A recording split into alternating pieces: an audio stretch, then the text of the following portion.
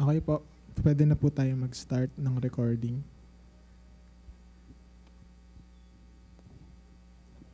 One, two, three. Yan, good morning. Good morning po sa lahat. Good morning po sa lahat ng mga narito ngayon sa ating FB Live. At purihin po ang Panginoon sa umagang ito.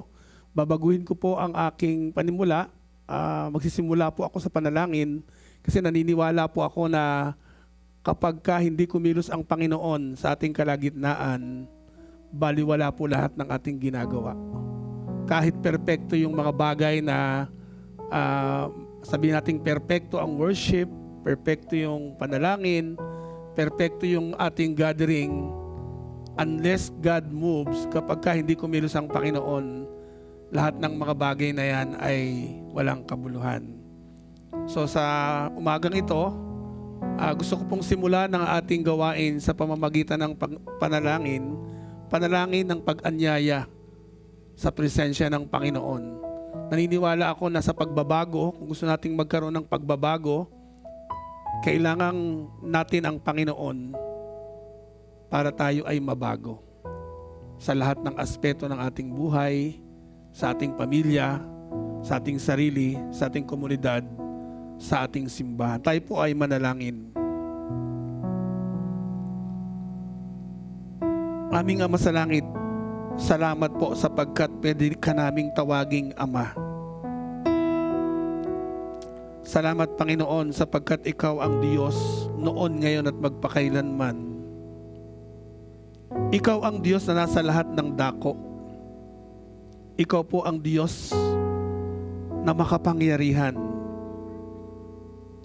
At ikaw rin ang Diyos na nangako sa amin na hindi mo kami iiwanan, hindi mo kami pababayaan. Panginoon, lumalapit po kami, Panginoon, sa iyo nang may takot, nang may pagpapakumbaba, nang may pananabik at pag-asa. Hindi po sapat ang aming mga salita. Hindi sapat ang aming mga programa. Hindi po sapat ang aming relihiyon. Kailangan namin ang pagdalaw mo, Panginoon, sa umagang ito. Panginoon, dalawin mo po kami. Kumilos ka, Panginoon, sa aming kalagitnaan. Baguhin mo kami sa pamamagitan ng iyong salita. Lord, gisingin mo ang aming mga puso. Lord, we confess that apart from you, we can do nothing. Marami kaming ginagawa pero kulang kami, Panginoon, sa iyong presensya. Madaming ingay pero kakaunti ang tunay na takot sa iyo.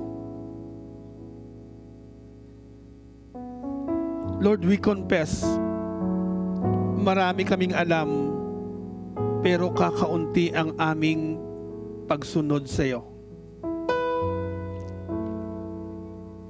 Change us. Baguhin mo po kami, Panginoon.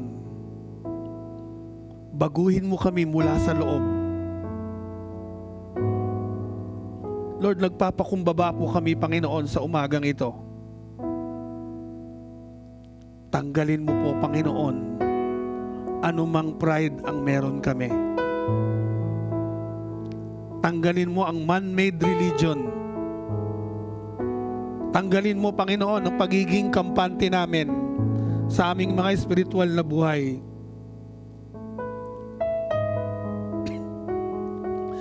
Tanggalin mo, Panginoon, ang pagiging formal pero walang apoy.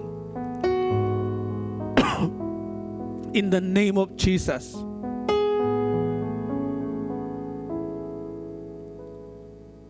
Lord, give us one heart. Isang pusong takot sa iyo. Isang pusong hindi lalayo sa iyo, Panginoon. Isang pusong iyong-iyo, Panginoon. Dalawin mo po kami, Panginoon, sa aming tahanan. Dalawin mo po ang aming mga anak. Dalawin mo po ang aming mga trabaho. Lord, dalawin mo po ang aming mga negosyo. Lord, dalawin mo po ang aming simbahan. At higit sa lahat, Panginoon, dalawin mo po ang aming mga puso sa mga oras na ito. Na sa bawat bahagi ng aming puso, Panginoon, makita ka, Kristo, sa aming buhay. Lord, let your holy visitation be upon us in the name of Jesus. Bring holy fear, holy surrender, and holy passion, Panginoon. Tulungan mo kaming maging simbahan na hindi umaasa sa galing ng tao. Isang simbahan na nararanasan ng kapangyarihan ng Espiritu Santo. Isang simbahan na sa iyo lamang nagtitiwala, na kung hindi ka kikilos, ang lahat ng bagay ay walang kabuluhan. Yes, Lord, today, this morning, Lord, baguhin mo po ang aming mga puso at maranasan namin ang kalooban mo. Yes to transformation, Lord. Yes to your visitation this morning. Holy Spirit, come! Come! Come! Move! Convict us! Break us! Heal us! Transform us, Lord. Revive us.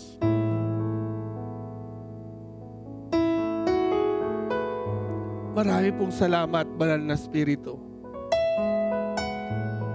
Alam namin, Panginoon, kapag kasama ka namin, kapag kumilos ka, kapag nanahan ka sa amin, kapag dinalaw mo kami, Panginoon, sa simpleng salita, Panginoon, mababago po kami. Marami pong salamat sa iyong salita. Pagpalain mo po kami, Panginoon, sa amin pong pag-aaral ng iyong salita. Sa pangalan ni Jesus. Amen and amen. Praise the Lord. Alam nyo, dala ko po yung Bible ko nung binigay sa akin nung 1995. Kagabi pinilit kong basahin bago natin basahin ang salita ng Diyos. Pinilit kong basahin to, binuksan ko yung Jeremiah chapter 32 verse 39 to 40. Hindi ko na siya mabasa. Sabi ko, hirap na akong magbasa ng, ito po ay, meron po akong pirma rito. No, meron po akong pirma rito. Sabi na ganun, Spirit-Filled Life Bible. Nirigalo po sa akin ito sa leader ko. So, sinulatan niya yan. At nakalagay po dyan, may pirma po ako dyan, June 1, 1999, nung nagkaroon po ng gawain noon. Sabi na ganun, may letter po ako kay Jesus. Sabi ko, Jesus, I will never quit. Tapos pinirmahan ko siya. Kung ano yung pirma ko ngayon, pirma ko pa rin ngayon, no? Noon. So, 26 years, no? Nang sinabi ko sa Panginoon, I will never quit, no? And when I look back in my life, sabi ko, marami na akong kasama rito, wala na rito, yung dati kong mga kasama sa cell group, yung iba namatay na, yung iba nawala na.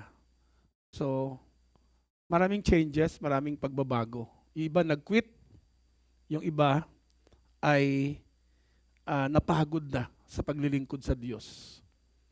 But sa gumagang ito, gusto ko pong ma-encourage po tayo sa pamamagitan ng salita ng Panginoon. Gusto ko pong basahin ng Jeremiah 32, verses 39 to 40. Ang sabi na ganoon, then I will give them one heart and one way, that they may fear me forever. Di mo, sabi ng Panginoon, I will give them one heart. Alam nyo, kapag narinig nyo sa Panginoon yung salitang, I will give you my heart, iba yun. Kasi ang Diyos ang nagsasalita, I will give you. Sabi ng Panginoon dito, I will give them one heart and one way, that they may fear me forever. Para daw magkaroon ng takot, no, yung mga Israelita forever. Bakit? Kasi nung time na yon, chaos, magulo, maraming nagkawendang-wendang na mga Israelita nung time na yon. So the good of them and their children after them, and I will make an everlasting covenant. Can you imagine, ang Lord ang nakipag-covenant, no, sa mga Israelita, that I will not turn away from doing them good. Hindi daw aalis ang Panginoon sa paggawa ng mabuti sa mga Israelita nung time na yun. Kinakausap sila ng Panginoon. At kinakausap din tayo ng Panginoon ngayon. Gusto mo bang puro kabutihan ng Diyos ang maranasan mo, kapatid? Then turn to God. Turn to God. Sabi nga, sige, tuloy natin. Sabi na ganoon, but I will put my fear in their hearts so that they will not depart from me. So, alam nyo, yung time na sinulat po yan, gulong-gulo po ang mga Israelita. Hindi nila alam ang kanilang gagawin. Marahil kung atin pong titingnan sa panahon natin ngayon, no, marami pong magulo. Marahil magulo ang gobyerno, so magulo ang mga bagay na nangyayari sa ating paligid ngayon. Katulad ng nangyayari sa Israelita nung araw, no, nung ito po ay sinulat ni Jeremiah. Magulong-magulo ang nangyayari sa kabuuan ng Israel. Pero sabi na ganun po ng title ko, Yes to Change, no? Alam naman natin na sa isang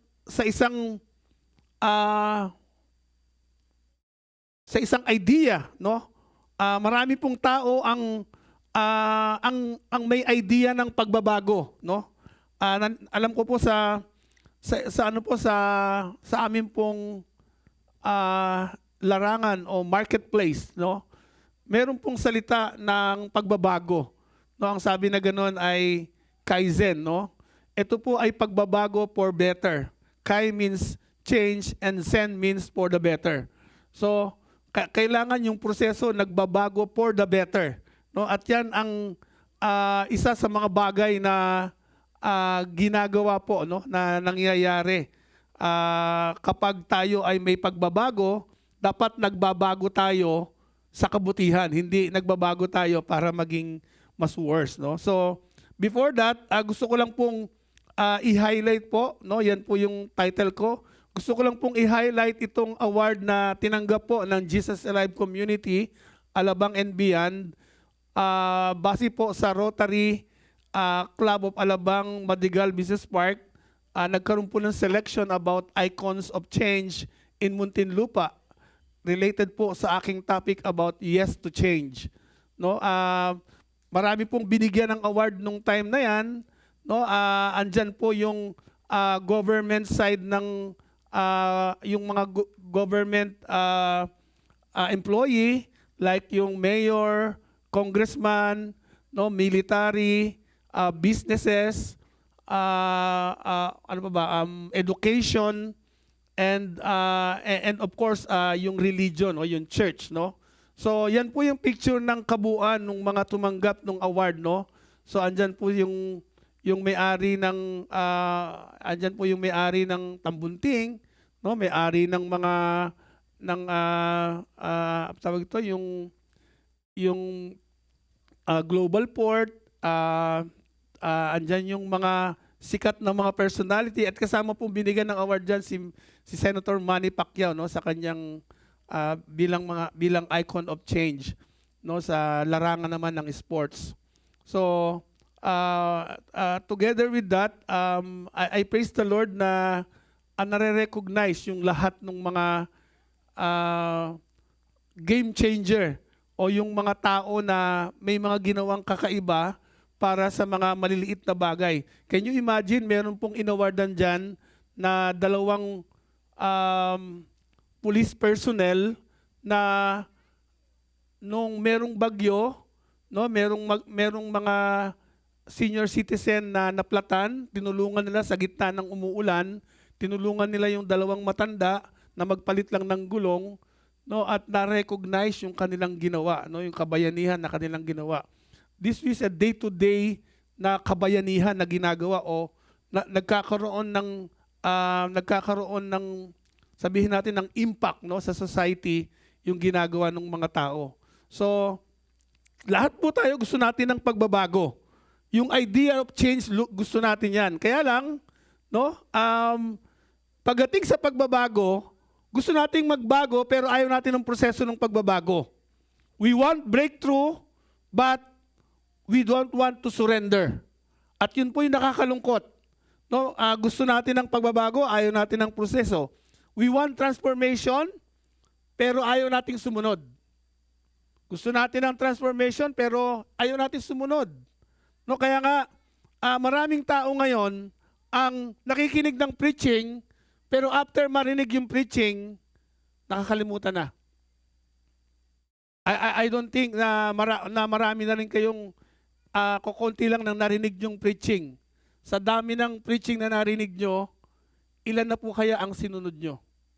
Ilan na po kaya ang sinurrender nyong mga bagay na hindi nyo pa naisurrender sa Panginoon? Ilang kayang transformation na ang nangyari sa inyo? No, isang bagay na gusto nating makita na wala pong pagbabago unless God moves. Ito po yung gusto kong makita natin, no? Kapag ka walang pagkilos ng Panginoon, wala pong pagbabago. No? Sabi natin diyan, saying yes to God's transforming work, pero without obedience, wala pong transformation. Sometimes we expect the same result, no? Pagka tayo nagkakaroon ng mga bagay na ginagawa natin, ang akala natin ay we expect the same result. For example, kung ang perfect na ang ating worship team, the perfect yung ating worship service, no? And meron tayong konting victory. Gumaling tayo sa pagigitara, gumaling yung ating mga nagpapiano, gumaling yung ating mga nagda-drums, gumaling yung ating mga singers. Ito yung mga maliit na victory na minsan nagkakaroon tayo ng pride. Yumayabang tayo. No? At dumarating yung time na tutugtog tayo, minsan hindi tayo prepared. And alam nyo, sa totoo lang, ramdam na ramdam ng mga tao kung tayo ay hindi prepared. Nararamdaman yan kasi walang pagkilos ng banal na spirito. No? So, don't expect the same result every Sunday. Why? Kasi yung last month na victory, maaring hindi natin maranasan next week. No? Even though our hearts are prepared, pero kung ang puso natin ay hindi na bago ng Panginoon, hindi kumilos ang Diyos, walang banal na spirito na kikilos, kahit po perfect ang ating praise and worship, kapag hindi kumilos ang Panginoon, yun po ay walang kabuluhan. Kung hindi tayo magbibigay ng totoong yes sa Panginoon, yes to God, no? We will repeat the same struggles, same sins, same cycles. Pero kapag sinabi natin, yes Lord, change me, the supernatural begins. Alam nyo, punong-puno po ako ng kayabangan bago po ako tawagin ng Panginoon. Why? Kasi ang feeling ko, marami na akong naabot. Ang feeling ko, marami na akong na-achieve. Ang feeling ko, mas lamang ako doon sa mga classmate ko. Ang feeling ko, mas lamang ako doon sa mga kabats ko. Ang feeling ko, mas marami na akong napuntahan, narating, at marami na akong mga bagay na nagagawa. Kasi po, makasarili po ako. Pero isang araw, kumilos ang Panginoon sa akin. Sa isang panalangin. At habang ako'y nananalangin, nakita ko na lang ang aking sarili Kailangan kita, Panginoon. Kailangan kita. When I say yes to God, when I say yes to His purpose, to His will, agad-agad binago ng Panginoon. Alam nyo, kontento na po ako sa aking nangyayari sa buhay ko ngayon. Ang kailangan ko na lang matapos ko yung takbuhin na inilaan ng Panginoon para sa akin. Ang Diyos ay sapat-sapat. Ang mga bagay na binigay sa akin ng Panginoon, sapat-sapat. Wala na po akong mahihiling sa Panginoon. Ang kailangan ko na lang gawin yung purpose kung bakit ako nilagay ng Panginoon sa aking pamilya, sa ating simbahan, sa aming negosyo, sa mga community services, at sa mga bagay na pinapupuntahan sa akin ng Panginoon. And this is what I will do the rest of my life, to be fishers of men. Kasi yun ang pagtawag ng Diyos sa akin. Sabi niya, I will come and follow me and I will make you fishers of men. And I will do that the rest of my life. Yan ang gagawin kasi yan ang pinapagawa sa akin ng Panginoon. Sabi na ganoon sa binasa natin, I will give them one heart. No? I will give them one way and one way that they may fear me forever. No? So, that they may fear me forever for their own good. And I will put the fear in me in their hearts that they may not turn from me. This is not self-help transformation, mga kapatid. This is God-given, God-initiated, God-driven change. Why? Kasi siya mismo ang nag-initiate. Siya mismo yung nagsabi. Siya mismo yung nagbigay. No? And that is the best. No? Kung ang Panginoon ang mag-i-initiate ng pagbabago sa atin, kung ang Panginoon ang unang kikilos sa ating kalagitnaan, yun po yung tunay na pagbabago. At ano lang ang magiging response natin? Yes, Lord. Yes to change. No? Yes to God sa lahat ng mga bagay na gagawin niya. At yun po yung nais ng Panginoon sa atin. Katulad ng naranasan sa Jeremiah chapter 32, no, yung Israelita nasa gitna ng chaos, no, yung mga tao litong-lito, ang daming mga pamilyang bumabagsak, namamatay, nagkakasakit, no, yung Israel hindi alam kung saan papunta, pero nagsalita ang Panginoon sa kanila. Kumilos ang Diyos sa kanila. Nag-initiate ang Panginoon sa kanila. Alam nyo, ganun din ang gagawin ng Panginoon sa ating bansa. Kapag kumilos ang Panginoon, ang Diyos ang nag-initiate, ang Diyos ang kumilos, ang Diyos ang humipo, ang Diyos ang unang nag-move. Wala pong imposible.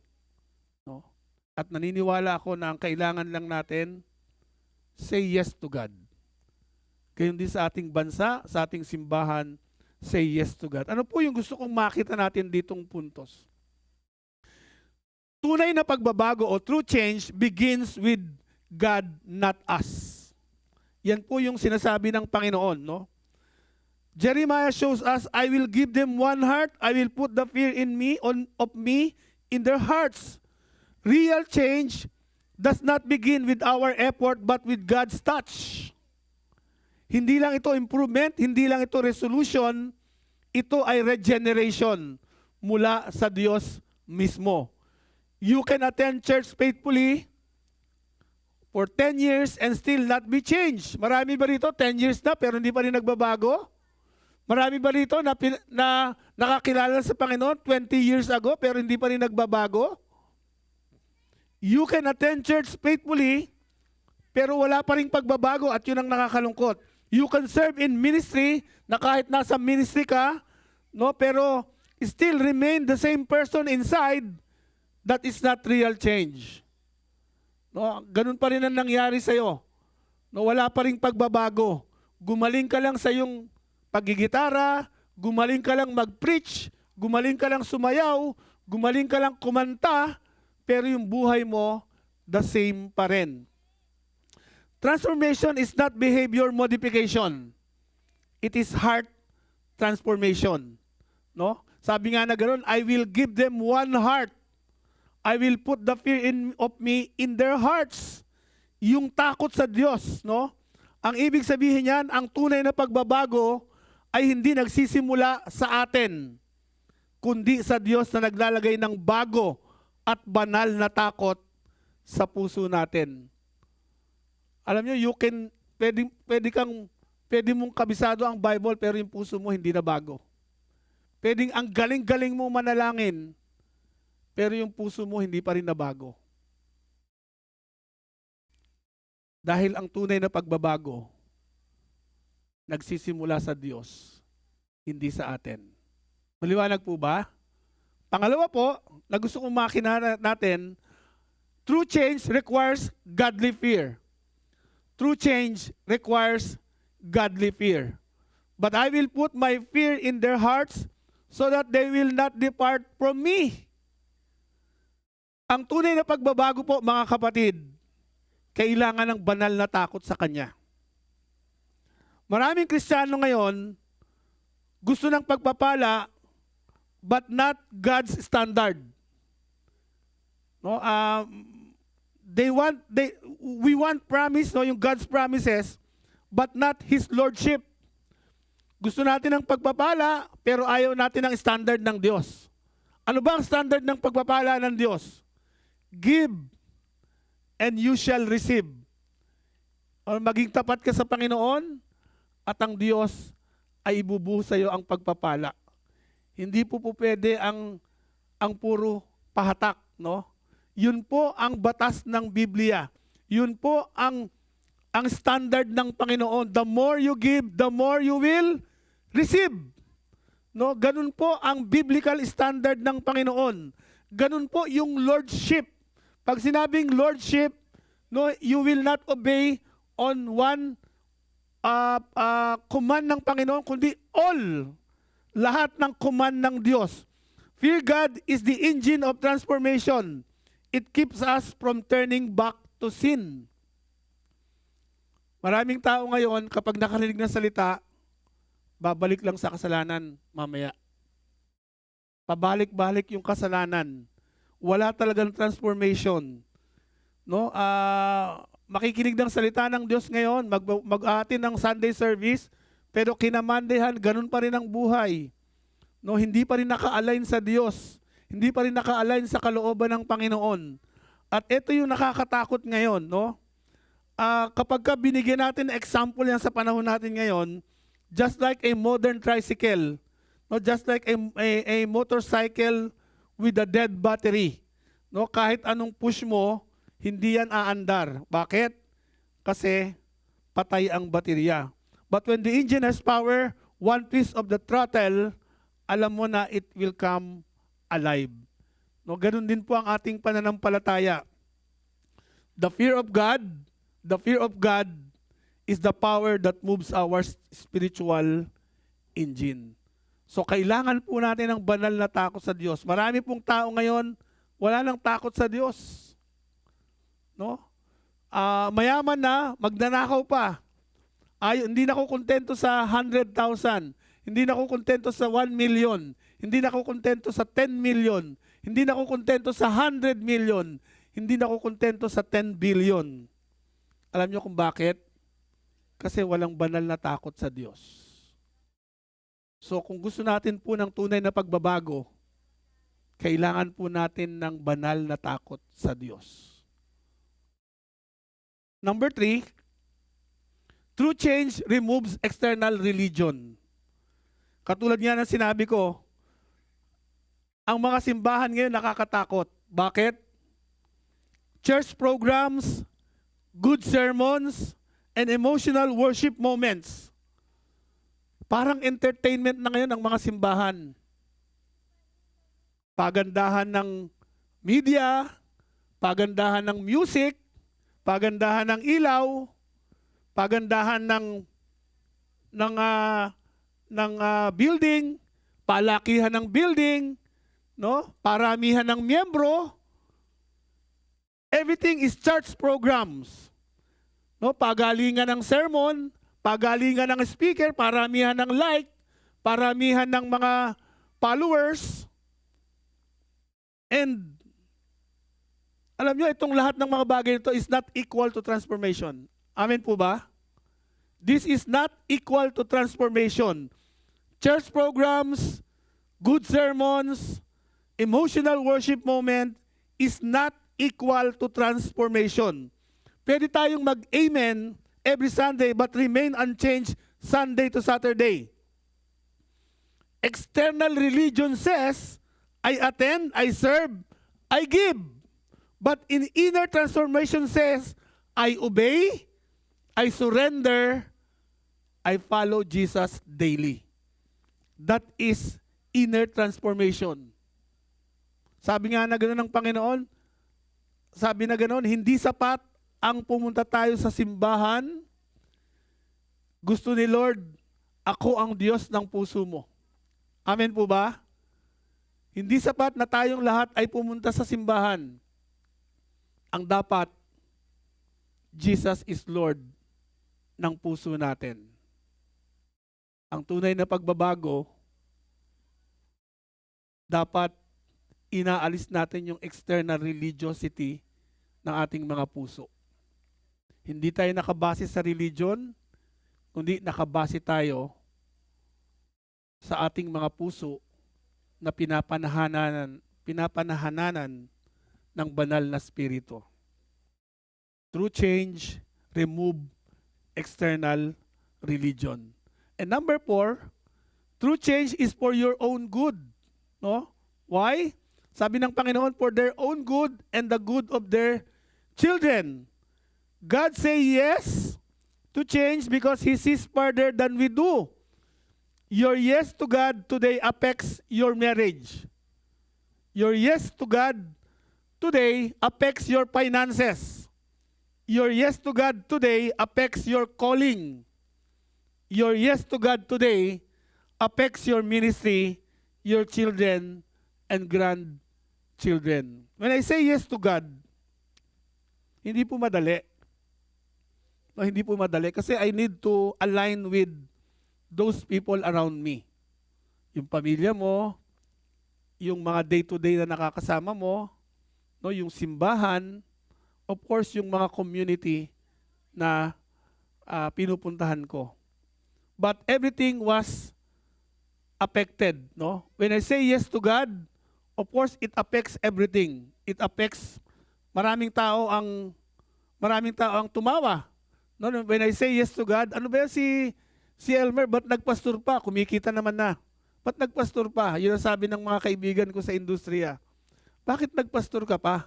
Ang laki na ng kinikita mo. Of course, iba yung mindset nila, no? Iba naman kaibigan ko, sabi, ba't nagpastor ka pa? Ang ligaya mo naman sana nag-around the world ka na lang. No? Ba't nagpastor ka pa? Mauubos lang ang pera mo dyan. Kasi gagastos ka ng gagastos. Bakit nagpastor ka pa? Ginagamit ka na namang Panginoon. Ito yung mga bagay na narinig ko when I say yes to God, no?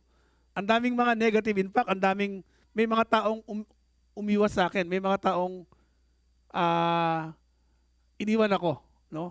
Iniwan ako. And I really praise the Lord because hindi naman sila yung tumawag sa atin, no?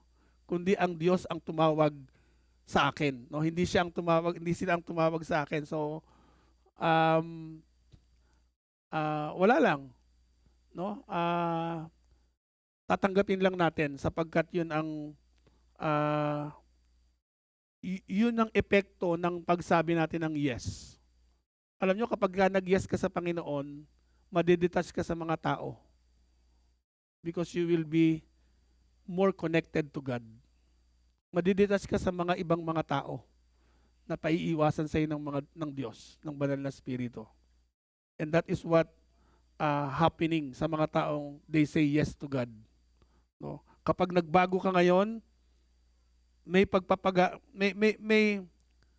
pagpapala na darating sa iyo na hindi mo rin ini-expect, no?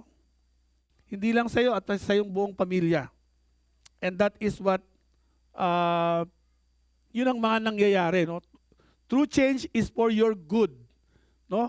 Nakita mo na lahat ng bagay na nangyayari sa iyo, akala mo pinaparusahan ka, pero yun pala is for your own good. And ito po yung aking patotoo na nung when I say yes to God, no, lahat ng bagay na kailangan ko binibigay ng Panginoon. And tinanggal niya isa-isa yung pagiging mataas, yung pagiging self-centered. Ano kaya kung tanggalin ng Panginoon yung mga bagay na tinatangkilik mo ngayon? Halimbawa, yung trabaho mo, tanggalin ng Panginoon. Ano kaya ang magiging epekto sa nito? Tanggalin ng Panginoon yung kalusugan mo. Ano kaya ang magiging epekto nito sa iyo? Tanggalin ng Panginoon yung mahal mo sa buhay. Ano kaya ang magiging epekto nito sa iyo? Tanggalin ng Panginoon yung mga tinatangkilik mo, yung meron ka ngayon. No, ano kaya ang magiging epekto nito sa iyo? You will still say yes to God or you will blame God, no? Ito yung mga bagay na tanong natin, no? Walang pagbabago kung walang pagsuko. Walang pagsulong kung walang yes, Lord, na baguhin mo ako. And it is a decision. You say, yes, Lord, baguhin mo ako. No, ito po yung nais ng Panginoon sa atin. True change requires yes. No, ito na po yung last. No, walang pagbabago kung walang pagsuko, walang pagsulong kung walang yes, Lord, baguhin mo ako. God initiates, God empowers.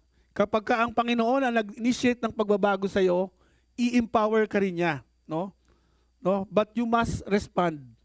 No, you must respond with say, yes, Lord. Yes, Lord. This is why some people stay the same for years. No, bakit yung mga ibang tao parehas pa rin? Ang tagal ng Kristiyano, the same pa rin yung ugali, same pa rin yung ganito pa rin yung ginagawa. No, wala pa ring passion, hindi pa rin nakikita yung pag-ibig. Bakit? Kasi they don't say yes to God. May reservation.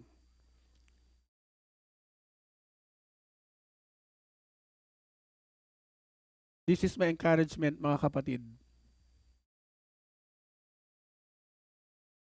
na tayo na ay mag-say yes sa pinapagawa ng Panginoon.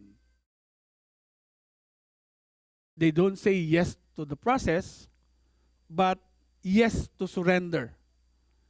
Yes to obedience. Yes to holiness.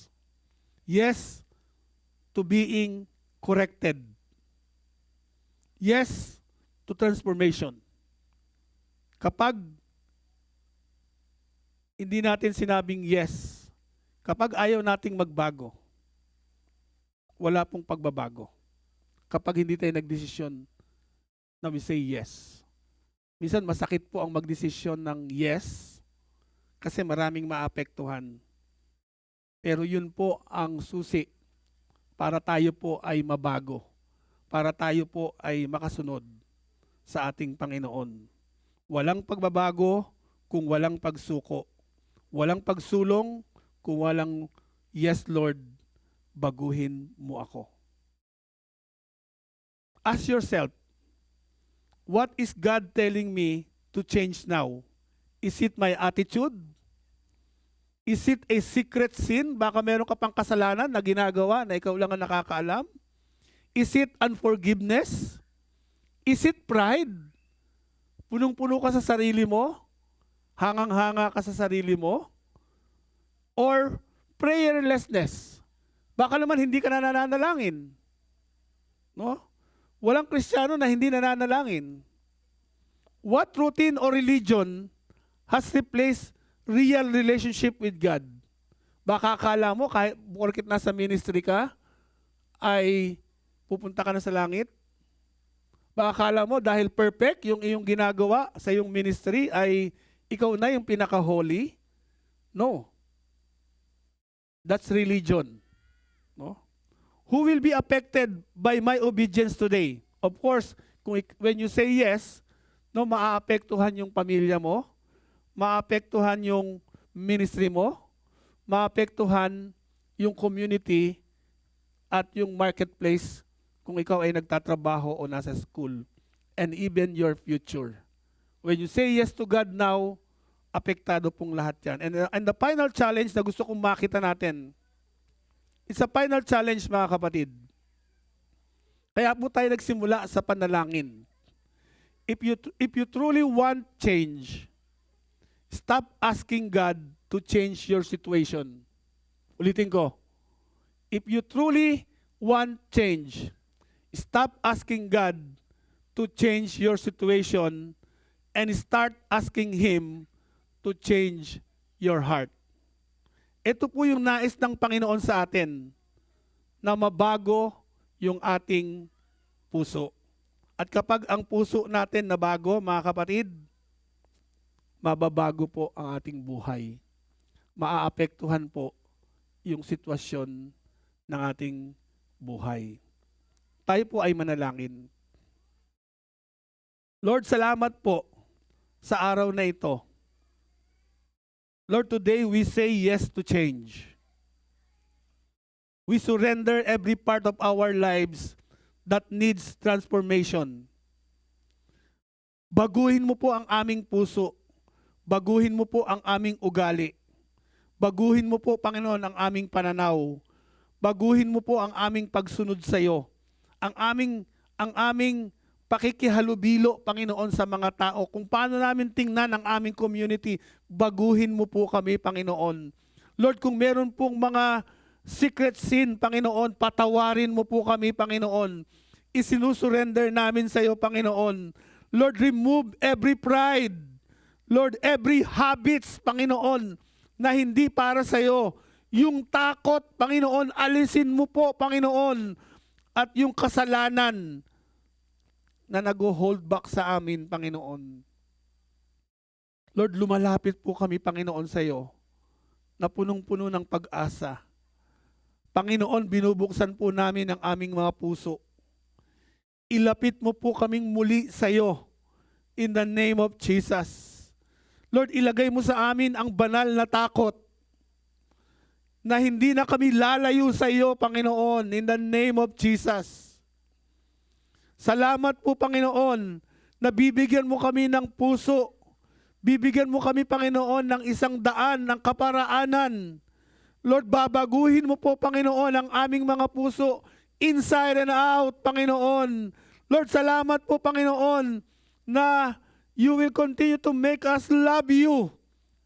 Lord, we continue to nakatuloy ka naming mahalin, Panginoon. Lord, yung takot, Panginoon, yung aming pagsunod sa iyo, Panginoon. Lord, patuloy mong ilagay sa aming mga puso in the name of Jesus.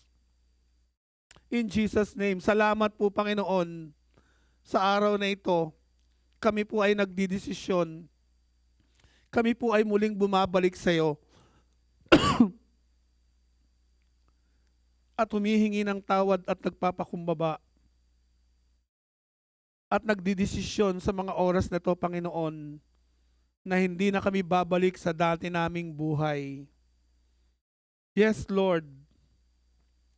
Hindi na po kami babalik sa dati naming buhay. And we say, yes, Lord.